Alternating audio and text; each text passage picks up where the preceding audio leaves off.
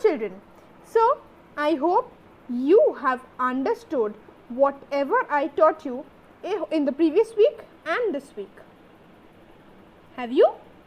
I consider it as a yes, a big yes. So, yes, now we have come to the end of this chapter. So, today we are going to quickly recapitulate, or we are going to remember what we had learned in this whole chapter. A small kind of revision this would be. So, are you ready for that? Let's start.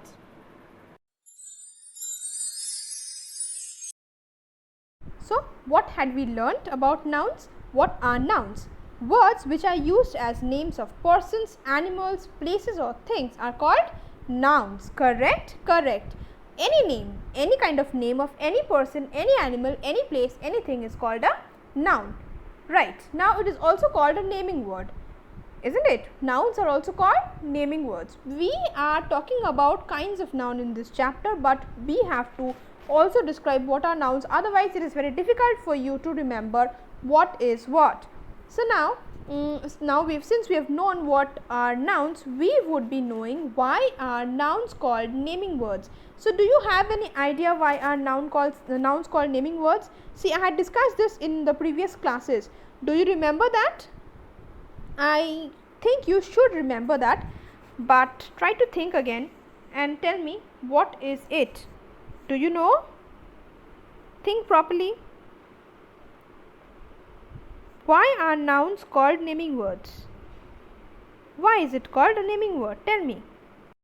So yes, correct. It is also called a naming word because it is a name of something or someone. Correct. Now, since it is a name of something or someone or some place, that is why it is called a naming word. Correct. Now, there are many kinds of nouns, but we are going to discuss only 3 in this chapter. We have discussed what are they? They are common noun, proper noun and collective noun. We have discussed only 3 out of many kinds. There are many kinds of nouns, 5 counts specially, but we are going to talk only about 3 main types. What are they?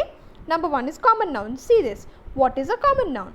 Words which are used to name things or persons or places in general are called common noun. In general, whatever we talk about, like boy, girl, anything, like any boy, any girl, okay, any place, if we say city, any city, like that, okay, that is called a common noun. Now, what is a proper noun? A name which belongs to a particular person, place or thing is called a proper noun.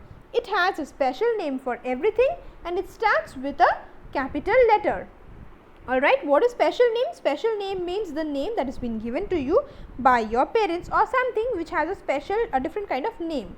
Why are proper nouns called special names? It is called special name because special names help us to identify which particular person, place, animal or thing we are talking about, and proper nouns also do the same thing. They are used to separate any particular person, place, animal or thing from the rest, isn't it? Now, if we say why do proper noun always begin with a capital letter?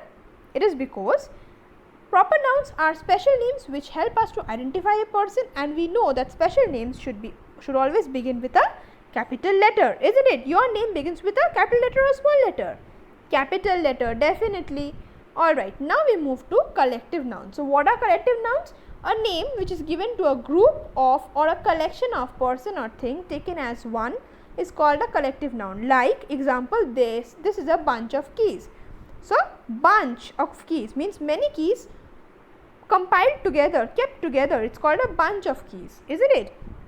So, this word, the word bunch out here is a collective noun because we are grouping all the keys together and keeping it in one place in one collection, and we are using this word to make it a one collection, one group.